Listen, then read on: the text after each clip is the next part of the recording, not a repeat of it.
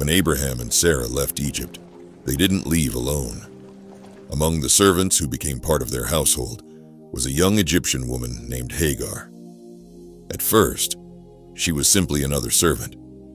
No one could have imagined that she would become one of the most significant women in the biblical history. Years passed.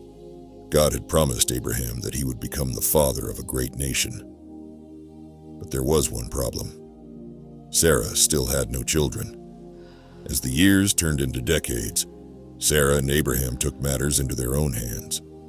Following a custom that was common in the ancient world, Sarah gave Hagar to Abraham. You can go to him.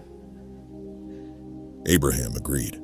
Soon afterward, Hagar became pregnant. Everything changed.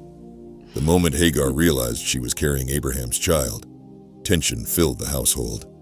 She began looking at Sarah differently. Sarah, wounded and bitter, blamed Abraham for the growing conflict. With Abraham's permission, Sarah dealt harshly with Hagar until the young Egyptian woman could no longer bear it, alone, pregnant, and desperate. Hagar fled into the wilderness. She had escaped Sarah's house, but she could not escape the God who was watching over her. There, beside a spring in the desert, something happened that had never happened before in Scripture. The angel of the Lord appeared to Hagar. He called her by name.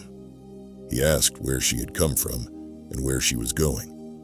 Then he told her to return and promised that her descendants would become too numerous to count.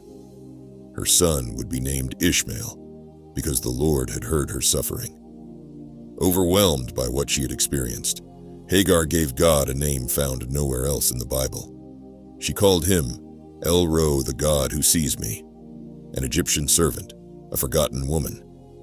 Yet she became the first person recorded in Scripture to give God a name. But Hagar's story wasn't over. Years later, after Isaac was born, jealousy would once again divide Abraham's household, and Hagar and Ishmael would be sent away into the wilderness for a second time. That unforgettable journey is our next episode. Follow Digital Bible Hub for more.